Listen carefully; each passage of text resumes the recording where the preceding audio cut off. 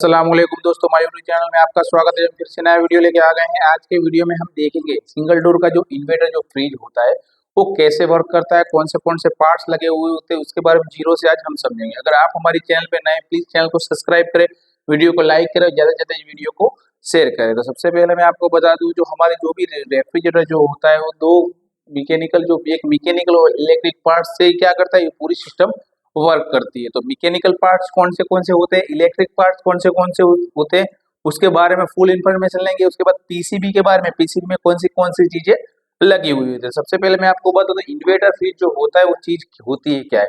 ज्यादातर अभी हम कभी भी हम मार्केट में फ्रिज को लेने जाते हैं, कहीं भी रिपेयरिंग करने जाते हैं, तो सबसे पहला सवाल किया जाता है इन्वर्टर फ्रिज। तो इन्वर्टर फ्रिज है क्या। तो मैं सबसे पहले आपको बता दूं कि जो इन्वर्टर जो फ्रिज जो होते हैं वो क्या होता है, तो उसकी बिजली की खपत करती है, यानी बिजली हमारी कम लेके ज्यादा कूलिंग देने वाली जो सिस्टम है उसे हम क्या कहते हैं, इन्वर्टर टेक्नोलॉजी कहते हैं। जो हमारे अभी फ्रिज में आई, इन्वर्टर एसी होता है, इन्वर्टर फ्रिज होता है, तो उसमें क्या होता है, उसमें पीसीबी लगेली होती है और कंप्रेसर जो हमारा होता है उसका क्या होता है, उसका जो प्रेशर कम ज्यादा होने की वजह से एम्पियर कम लेता है, एम्पियर कम लेने की वजह से क्या होता है, हमारी बिजली की बचत होती है। इसलिए क्या ये चीज का उपयोग अभी सबसे ज्यादा कहा जाता है। तो अब कौन सी चीज होती है, तो आपने सिंगल डोर का फ्रिज तो देखा होगा।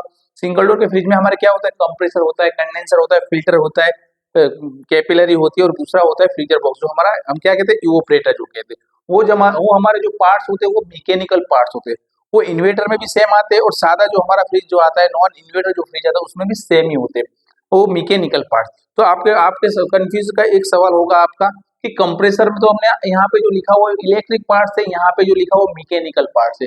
तो कंप्रेसर हमने दोनों तरफ लिखा हुआ है, तो मैकेनिकल पार्ट्स कैसे हुआ, इलेक्ट्रिक दोनों पार्ट्स कैसे हुआ।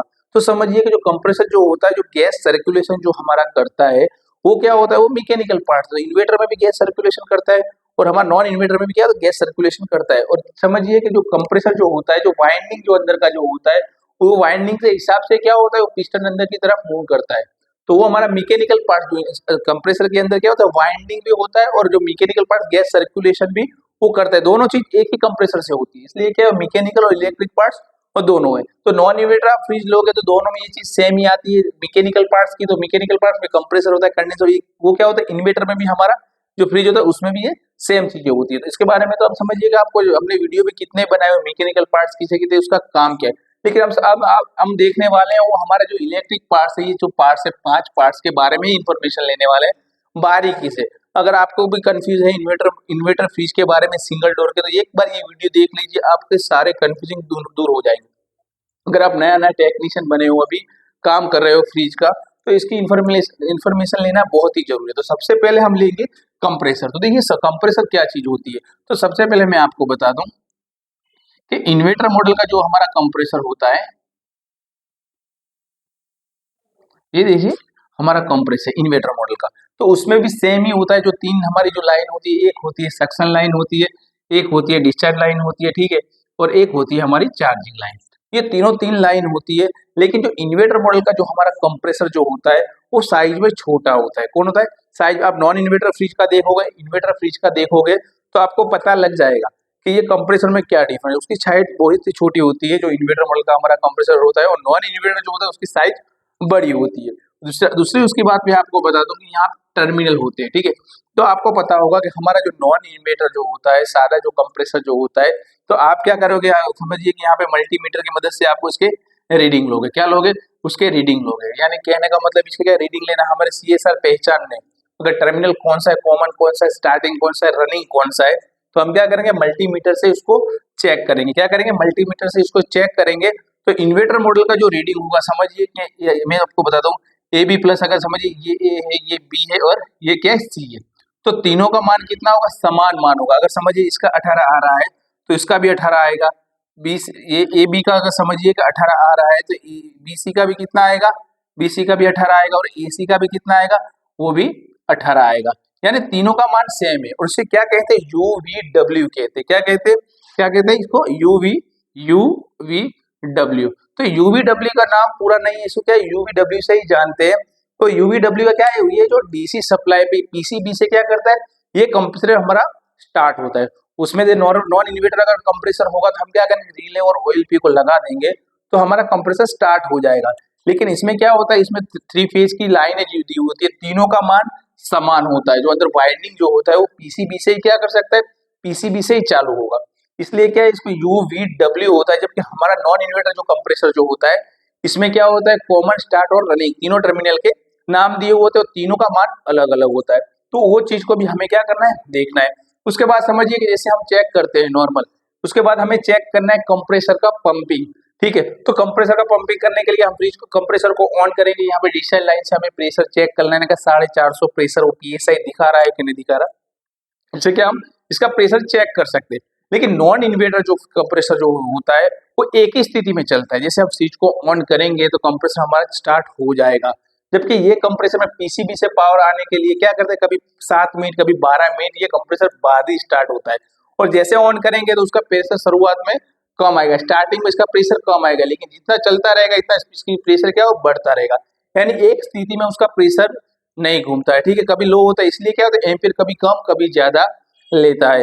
तो देखा होगा आपने एसी में भी, आपको पता होगा कंप्रेसर क्या होता है, इन्वर्टर मॉडल के जो कंप्रेसर होते हैं वो क्या होता है, उसका उसका जो प्रेशर जो होता है कूलिंग आने के बाद उसका पंपिंग प्रेशर फेंकने की स्पीड बहुत ही कम हो जाती है। इससे क्या एसी जो होता है एम्पियर कम लेगा, एम्पियर कम लेगा इसका मतलब हमारी बिजली का बिल कम आएगा। ठीक है, तो इसमें भी जो ऐसा ही होता है, कभी क्या होता है स्पीड बढ़ जाती है, उसकी पिस्टन सर्कुलेशन जो गैस को करता है जल्दी हो जाती है, कभी कभी कम हो जाती है।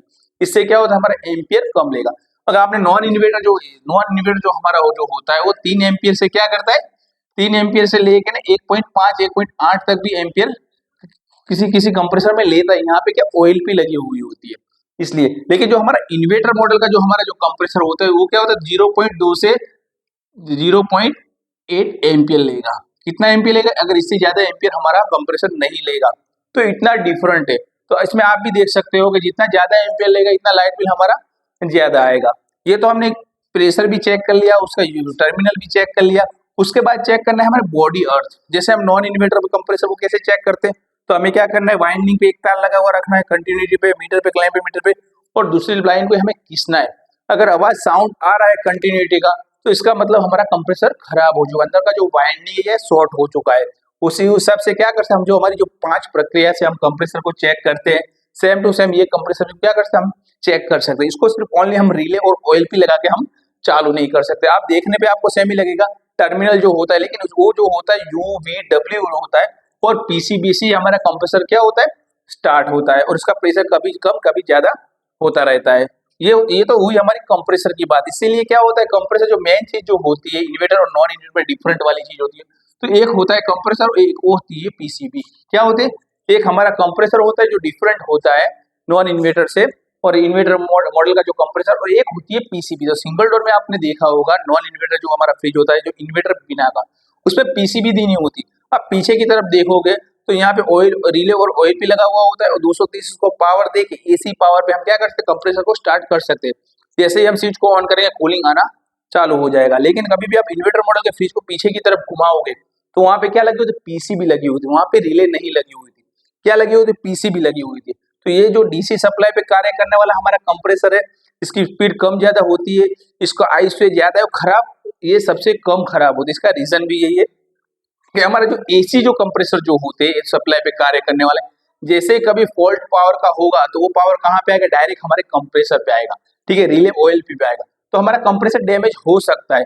लेकिन समझिएगा इन्वर्टर मॉडल का हमारा, समझिएगा इन्वर्टर मॉडल का अगर पावर की प्रॉब्लम होगी तो सबसे पहले पावर कहाँ जाएगा, पीसीबी में। तो ज्यादातर जो प्रॉब्लम है जो होती है वो हमारी होती है पीसीबी में। तो कंपनी इसलिए क्या करती है, सैमसंग कंपनी देखिए 20 साल की कंप्रेसर की हमारी वारंटी देती है, एलजी कंपनी देखिए 10 साल की कंप्रेसर की वारंटी देती है, पीसीबी की तो 1 ही साल की देती है। यानी कभी भी फॉल्ट होगा, फ्यूज होता है, जितनी भी सेफ्टी वाली जो चीजें होती है सब सारी चीजें कहाँ पे लगी होती है, पीसीबी में लगी होती है। इसलिए हमारा कंप्रेसर जो होता है डैमेज होता नहीं है। क्योंकि अगर समझिए लाइट अब कटेगी और जल्दी कट के जल्दी आ जाएगी तो हमारा कंप्रेसर हाई एम्पीयर दिखाएगा। लेकिन यहाँ पे पीसीबी पे क्या होगा, पीसीबी पे ही लोड आएगा, कंप्रेसर पे हमारा लोड आएगा ही नहीं। तो हमारा कंप्रेसर कितनी मिनट के बाद होता है, 7 या 12 मिनट के बाद हमारा कंप्रेसर स्टार्ट होता है। तो इन्वर्टर नॉन इन्वर्टर में ये कंप्रेसर में इतने डिफरेंट होता है। और आप साइज के हिसाब से भी देखोगे तो साइज में जो बड़ी साइज का होता है जो नॉन इन्वर्टर कंप्रेसर, सामान्य जो हमारा कंप्रेसर होता है, जबकि इन्वर्टर मॉडल का कंप्रेसर होता है वो छोटी साइज का होता है। और इसका आवाज भी आप देखोगे साउंड के हिसाब से, तो अगर इन्वर्टर मॉडल को आप फ्रिज को टच करोगे, कंप्रेसर को टच करोगे, तभी आपको पता लगेगा ये कंप्रेसर चालू है, वरना आपको बिल्कुल ही आवाज नहीं आएगा। ठीक है। तो ये क्या है, एकदम साइलेंट सिस्टम होने की वजह से, और ज्यादातर क्या होता है बिजली की खपत करता है। तो अभी ज्यादातर जितने भी एसी और फ्रिज मिलते हैं वो क्या सब इन्वर्टर मॉडल के कंप्रेसर पे ही वर्क करते हैं। तो एसी जो होता है इसमें इंडोर और आउटडोर में दोनों में पीसी लगाई हुई पीसीबी होती है। जबकि हमारे फ्रिज के अंदर क्या होता है, इसमें एक पीसी, किसी किसी फ्रिज में एक होती है, किसी किसी फ्रिज में दो दो पीसीबी भी छोटी, और सप्लाई की और कार्ड भी दिया हुआ होता है। सैमसंग में दो होती है, किसी में एक होती है, एलजी में एक होती है। तो ये हिसाब से हमारा कंप्रेसर क्या करता है, वर्क करता है। ज्यादा डिफरेंट नहीं है, लेकिन ये जो कंप्रेसर जो होता है डीसी सप्लाई पे कार्य करने वाला कंप्रेसर है। कभी स्पीड कम कभी ज्यादा होती है। जबकि हमारा जो नॉन इन्वर्टर एसी सप्लाई पे कार्य करने वाला जो होता है वो एसी 230 पावर से रिले और ओएलपी से स्टार्ट होता है। ये रिले और ओएलपी से स्टार्ट नहीं होगा, इसके लिए चालू करने के लिए हमें पीसीबी होनी बहुत ही जरूरी है। तो ये हमारा हो गया कंप्रेसर। तो आपको कंप्रेसर के बारे में अगर डाउट लग रहा है तो आप कमेंट करना, उसकी इन्फॉर्मेशन मैं आपको कमेंट बॉक्स में दूंगा। उसके बाद आती है थर्मोस्टेट स्विच। तो एक बात बता दूं कि हमारे सिंगल डोर में भी थर्मोस्टेट, मैंने जैसे आपको बताया दो चीजों का ही डिफरेंट होता है। इन्वर्टर फ्रिज में और नॉन इन्वर्टर फ्रिज में दो ही चीजों का डिफरेंट जो होता है, एक होती है कंप्रेसर, एक होती है पीसीबी। ये तीन चीज चार चीजें तो ऑलरेडी क्या होता है, इन्वर्टर हो या नॉन इन्वर्टर दोनों में दी ही होती है। और इसका वायरिंग भी हमें आपको समझाया, इसके बारे में विस्तृत कितने भी वीडियो हमने बनाए, फिर भी हम इसके बारे में इन्फॉर्मेशन देंगे क्योंकि हमें ज्यादा पीसीबी के बारे में इन्फॉर्मेशन लेनी है और वीडियो बड़ा ना हो जाए, इसलिए हम क्या करेंगे जल्दी से आपको इन्फॉर्मेशन दे देंगे। थर्मोस्टेट स्विच, तो थर्मोस्टेट स्विच जो होती है, तो आपने देखा होगा कि थर्मोस्टेट स्विच के पीछे की तरफ क्या होता है, पूंछ जो होती है, क्या होता है केबल जो होता है वो क्या होता है उसका सेंसर होता है। उसके अंदर गैस होता है, ये कूलिंग कॉइल के फ्रीजर बॉक्स जो हमारा होता है वहां पे लगती है। कूलिंग आने के बाद फ्रिज को कंप्रेसर को कट ऑफ करने का काम हमारा कौन करता है, थर्मोस्टेट स्विच करती है। क्या करती है, थर्मोस्टेट स्विच। तो इन्वर्टर हो या नॉन इन्वर्टर हो, थर्मोस्टेट सभी फ्रिजों में दी होती है। ठीक है। ऊपर की तरफ आपने देखा होगा लैंप के ऊपर की तरफ रेगुलेटर जो होता है घुमाना, एक दो मिनिमम मैक्सिमम भी किसी किसी में लिखेला होता है। इसलिए क्या है थर्मोस्टेट स्विच का काम क्या है, फ्रीजर बॉक्स की लास्ट लाइन में लगाया हुआ होता है उसका सेंसर। कूलिंग आने के बाद कंप्रेसर को क्या करने का, बंद करने का, ऑफ करने का काम हमारा कौन करता है, थर्मोस्टेट स्विच करती है। इससे क्या कंट्रोल होता है, लाइट बिल की भी क्या होती है, बचत हुई। समझिए पीसीबी तो हमारी क्या करती है, पीसीबी जो हमारा डीसी कंप्रेसर जो होता है कभी कभी स्पीड कम कभी ज्यादा होती है, लेकिन कूलिंग आने के बाद बिल्कुल कंप्रेसर को बंद करने का काम कौन करता है, हमारी थर्मोस्टेट स्विच करती है। ठीक है। और उसके बाद हम जाएंगे ओएलपी। तो सबसे पहले बता दूं कि ओएलपी हमारा नॉन इन्वर्टर जो फ्रिज जो होता है उसमें भी होती है, और इन्वर्टर फ्रिज में किसी किसी में होती है, जैसे एलजी में होती है, सैमसंग में, किसी दूसरी कंपनी में नहीं होती। लेकिन ओएलपी का काम है ओवरलोड प्रोटेक्टर। क्या है, ओवरलोड प्रोटेक्टर। वो इसलिए दिया हुआ होता है कि उसको ज्यादा, इन्वर्टर मॉडल का जो फ्रिज होता है जो पीसीबी के साथ ओएलपी की सेफ्टी, कंप्रेसर की सेफ्टी के लिए क्या ओएलपी लगाई हुई होती है।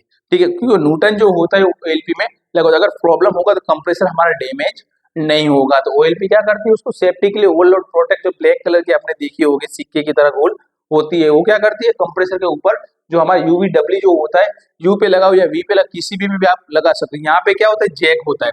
जैसे हम नॉर्मल कंप्रेसर जो होगा तो हम क्या करेंगे, रिले और ऑयल पे यहाँ पे लगा देंगे। लेकिन यहाँ पे क्या होता है, उसका जैक जो होता है वो हमें क्या कर देना होता है, अंदर की तरफ लगा देना होता है, फिक्स ही होता है। रिले को ऑयल पे को तो आपको लगाने में प्रॉब्लम भी आएगी, रिले कहाँ लगानी, ऑयल पे कहाँ लगानी, लेकिन उसकी तो जो डिजाइन होती है जो हमारे इन्वर्टर मॉडल की जो होती है जैक की, वो हमें क्या करना, अंदर की तरफ उसको धक्का दे देना होता है सिर्फ। तो इससे क्या हो जाएगा, हमारे कंप्रेसर को पावर यूवीडब्ल्यू लग जाएगा, और इससे क्या होगा, कंप्रेसर हमारा स्टार्ट होगा। तो ऑयल पे क्या है, सेफ्टी के लिए दिया होता है, और क्या ये बॉक्स के अंदर एलजी कंपनी में ज्यादा होती है सेफ्टी के लिए। उसके बाद दे देंगे डोर स्विच। तो आपने देखा होगा सिंगल इन्वर्टर फ्रिज हो या नॉन इन्वर्टर फ्रिज हो, आप जैसे डोर को ओपन करोगे तो अंदर की तरफ क्या होता है, लाइट जो होती है, क्या होता है लाइट। अगर समझिए रात को हमें किसी चीज को निकालना है, पानी की बोतल, सब्जी निकालनी है, तो इसके लिए क्या होगा, अंधेरा होने की वजह से अंदर की तरफ लाइट उजास दिखेगा।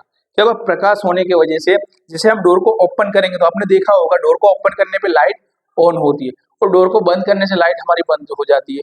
ठीक है, तो वो कौन सी चीज होती है, डोर स्विच। डोर की बाजू में जो दी होती है पुश बटन, आपने देखा भी होगा, अगर अंगूठे से आप दबाओगे तो जैसे ही दबाओगे तो अंदर का जो लैंप जो होता है वो बंद हो जाएगा। ठीक है, और जैसे आप अंगूठे को हटाओगे तो क्या वो हो जाएगा, कहने का मतलब लैंप हमारा ऑन हो जाएगा। अगर समझिए कि डोर स्विच हम नहीं लगाएंगे तो लैंप हमारा क्या होगा, डोर को ओपन करो या कहने का मतलब बंद करो, लैंप चालू ही चालू रहेगा। इसके लिए क्या करना पड़ेगा, कंपनी क्या देती है वहां पे डोर स्विच देती है जो डोर की तरफ दी होती है। जैसे ही डोर बंद करते हैं ये क्या होता है, डोर स्विच पावर लैंप को कट कर देती है। और उसके बाद जो होती है वो लैंप होता है।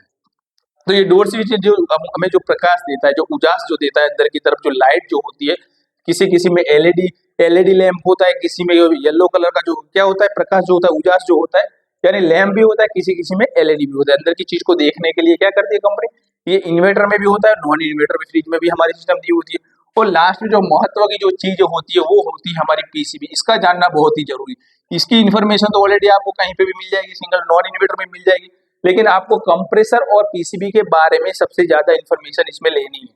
इसकी आपको पता लग जाएगा कि इसको कैसे चेक करना है, क्या चीज होती है, तो आपको पूरी इन्फॉर्मेशन सिंगल डोर के इन्वर्टर के फ्रिज में बारे में मिल जाएगी। तो देखिए मैं आपको मेरे मेरे मेरे पास ये दो पीसीबी दी हुई है। देखिए ये एलजी कंपनी की है, तो किसी किसी में एक कैपेसिटर दिया हुआ होता है, तो किसी में 4 कैपेसिटर दिया होता है, ठीक है। ये दोनों एलजी कंपनी की पीसीबी है। तो इस पीसीबी के बारे में हम थोड़ा इन्फॉर्मेशन इसमें लेंगे, क्या क्या चीजें अंदर होती है। तो देखिए सबसे पहले मैं आपको बता दूं कि ये जो पीसीबी का जो कार्ड होता है, वहां पे कितने टोटल 5 जैक होते हैं। कितने जैक होते हैं? 5 जैक होते हैं। जिसे क्या करना होता है, हमें वायरिंग कभी करना नहीं होता, उसका जैक होता है, जैक हमें क्या कर देना, लगाना होता है, ठीक है। तो हम क्या करेंगे, आपको 5 जैक दिखा देता हूँ, ठीक है। देखिए जो एक जो होता है, यहाँ पे मैं आपको दिखा दूं, ये जो होता है ये सॉफ्टवेयर प्रोग्राम के लिए होता है। क्या होता है? प्रोग्राम भी जो हम करते हैं, समझिए कभी भी पीसीबी बनती है तो सॉफ्टवेयर लगाने के लिए, प्रोग्राम के लिए क्या ये होता है, हमें इसका यूज करना नहीं होता। तो ये होती है, क्या होती है, प्रोग्रामर जैक जो होता है, ठीक है। उसके बाद हम चले जाएंगे यहाँ की तरफ, तो ये होता है, क्या होता है, जो 220 वोल्ट जो हमें एसी को जहां हमें पावर देना है, न्यूटन और, ठीक है, फेज, हमें क्या करना होता है, न्यूटन और फेज हमें जहां देना होता है। देखिए ये जैक जिसका होता है, इससे क्या होगा, ये जैक के हिसाब से अगर कभी भी आप समझिए कि इसका क्या होता है, कंप्रेसर को हमें कौन सा पावर देना है, डीसी। लेकिन डीसी पावर कब होगा, जब हम इसमें इस एसी देंगे। यहाँ पे ऑलरेडी पीसीबी में लिखा ही हुआ होता है हमें कनेक्शन कहाँ करना है, सारे जैक की इन्फॉर्मेशन लिखी, थर्मोस्टेट का कौन सा है, ओएलपी का कौन सा है, ठीक है, यूवीडब्ल्यू का कौन सा है, थर्मोस्टेट स्विच का कौन सा है। 4 जो हमारे जो जैक होते हैं, वो चारों चार के बारे में इंफॉर्मेशन ऑलरेडी लिखा भी हुआ होता है। और क्या आप जैकेट दूसरा जो जैक जो होता है वो दूसरे में सेट भी नहीं होगा, वो हिसाब से क्या चारों को अलग अलग केबल दिए हुए होते हैं। अब समझिए कि ये जो होता है, क्या होता है, न्यूटन और फेज। जैसे भी हम समझिए थर्मोस्टेट में क्या होगा, थर्मोस्टेट में डायरेक्ट पावर हमारी पीसीबी में आएगा। क्या होगा, थर्मोस्टेट से पावर हमारे कहाँ पे आएगा, पीसीबी में आएगा, ठीक है। तो यहाँ पे फेज और न्यूटन जाएगा। उसके बाद फेज और न्यूटन के बाद क्या आप देखोगे, तो यहाँ पे क्या होता है, ये यहाँ पे न्यूटन होता है और ओएलपी का केबल जो लगा हुआ होता है। कौन सा केबल लगा हुआ होता है, ओएलपी का। यहाँ पे जैक लगता है, कहाँ पे लगता है, ये हमारा फेज और न्यूटन का है, न्यूटन और फेज का है। 230 जहाँ पे हमें पावर देना है, यहाँ पे ऑलरेडी हमने दौरा हुआ है, ठीक है। उसके बाद में इसमें बात जो होता है वो हमारा ओएलपी का होता है और न्यूटन का होता है। तो ये हमारा ओएलपी और न्यूटन का है। उसके बाद ये देखिए, ये जैक है जो हमारा थर्मोस्टेट स्विच का है, ठीक है। यहाँ पे देखिए थर्मोस्टेट स्विच का जैक लगा हुआ है। इससे क्या होगा, हमें थर्मोस्टेट स्विच का केबल देना है। थर्मोस्टेट में यहाँ पे डायरेक्ट आएगा, जैसे कूलिंग आएगा तो ये पावर को क्या कर देगी, पीसीबी में जाने को पावर को जो फेज होता है वो कट कर देगी। इससे हमारा कंप्रेसर क्या होगा, स्टार्ट होगा नहीं। उसके बाद लास्ट में जो हम मेन चीज जो होती है वो होती है यूवीडब्ल्यू। ये जो जैक होता है वो हमारा होता है यूवीडब्ल्यू। यहाँ पे ऑलरेडी लिखा हुआ होता है, सिंगल कैपेसिटर हो या 4 कैपेसिटर हो, यहाँ पे लिखा हुआ होता है। तो इसका मतलब ये है, जो हमारा जैक जो कंप्रेसर का जो हमारा जैक है हमें यहाँ लगाना है, ठीक है। थर्मोस्टेट का जैक हमें यहाँ पे लगाना है, ठीक है। और न्यूटन जो ओएलपी का जो होता है हमें यहाँ जैक हमें यहाँ लगाना है।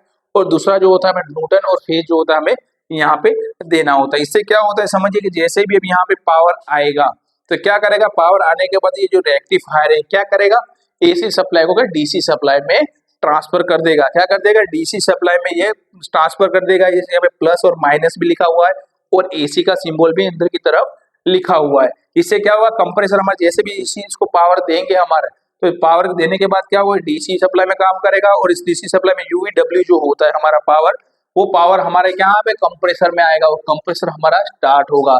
और उसको आरपीएम के हिसाब से कभी आरपीएम कम होंगे, कभी आरपीएम ज्यादा होंगे। तो कंप्रेसर हमारा क्या करता है, ऑपरेट किससे करता है, वो करता है पीसीबी से। पीसीबी अंदर होने की वजह से क्या होता है, पूरा कंप्रेसर कभी कम बंद कभी चालू, स्पीड कम ज्यादा इसके वजह से होती है। कभी भी हम हाई एम्पियर अगर आज sorry high pressure high power अगर आ जाएगा, समझिए फ्रिज में कभी भी फॉल्ट के वजह से, तो पीसीबी हमारी क्या हो जाएगी, फायर हो जाएगी और आगे की तरफ हमारा पावर जाएगा नहीं। इसलिए मैंने जैसे आपको बताया, कंपनी क्या करती है इसको, कंपनी हमारी 10 साल से 20-20 साल की कंप्रेसर की वारंटी देती है। कंप्रेसर हमारा कभी भी खराब नहीं होता कभी, ये समझिए अगर फ्रीजर बॉक्स में अगर आपने चप्पू लगा दिया, ठीक है, आप ठीक से फ्लशिंग नहीं करो, पानी जो होता है वो खींच के कंप्रेसर में जाएगा, तभी हमारा कंप्रेसर खराब हो जाएगा। लेकिन ज्यादातर इन्वर्टर मॉडल में कंप्रेसर की प्रॉब्लम नहीं आती है। तो जो आती है वो कौन सी होती है, पीसीबी की आती है।